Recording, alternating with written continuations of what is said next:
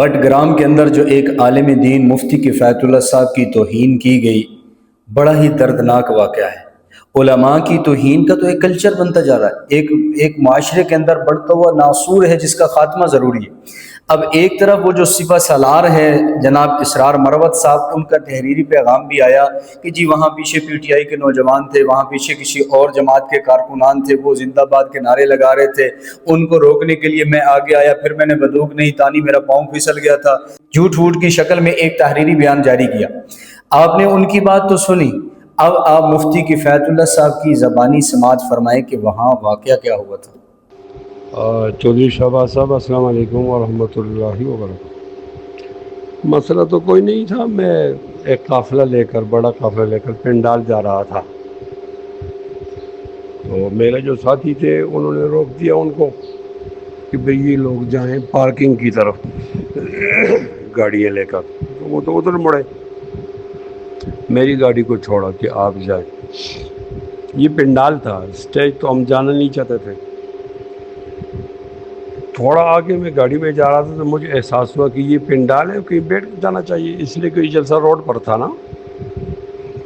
تو جیسے ہی میں اترا تو یہاں کارکن جمع ہوئے اور انہوں نے نعرے لگائے مفتی کفایت اللہ زندہ باد۔ ظاہر اس کی کوئی پلاننگ تو نہیں ہوتی، تو اچانک ہوتا ہے۔ تو یہ آیا تو بہت دوڑ کر آیا اور بڑی بڑی آنکھیں دکھا لے گا، اے اللہ یہ کیا ہوا؟ نہ سلام نہ کلام نہ پوچھا، ایسی ایسی باتیں اس نے کی کہ میں حیران ہو گیا ہوں۔ اس کے بعد اس نے ہمیں دھکا دیا، تو دھکے میں اگر میں گر جاتا نا تو پھر ذرا حالات خراب ہوتے، لوگ پھر اشتعال میں آ جاتے نا، تو اللہ نے بچت کی، میں گرا نہیں ہوں۔ پھر اس کے بعد اس نے کلاشن اٹھائی، ایک پولیس والے سے کھینچی اور مجھ پر اس نے تانی، تو سرکاری پولیس ایک ایس ایچ او دوڑ کر آیا اور اس نے کہا یہ تو مفتی کفایت اللہ، تم جانتے ہو کیا کرتے ہو تم؟ اور اس طرح اس ظالم سے اس نے مجھے چھڑا دیا نا۔ یہ ہوا ہے بس۔ اب آپ اس کا کیا ترجمہ نکالتے ہیں یہ آپ کی مرضی ہے، لیکن یہ کہ زیادتی بہت زیادہ ہو گئی۔ چلو اللہ تعالیٰ تو دیکھ رہا ہے۔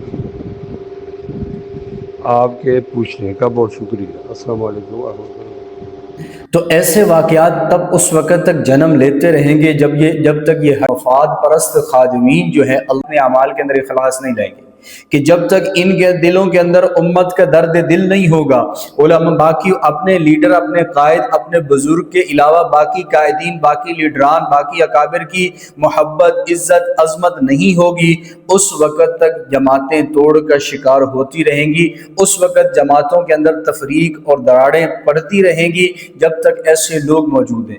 تو اس وقت ضرورت اس بات کی ہے کہ ایسے بندے کو فی الفور عہدے سے ہٹا دیا جائے، تاکہ اس کو سزا ملے، اس کو پتہ چلے کہ علماء کی قدردانی کیسے کی جاتی ہے، علماء کی عزت احترام ضروری ہے۔ علماء تو انبیاء کے وارث ہیں، آج یہ کر رہا ہے تو کل کو کوئی اور نشانہ بنائے گا، پرسوں کوئی اور ٹارگٹ کر لے گا، یہ سلسلہ یوں ہی بڑھتا چلا جائے گا۔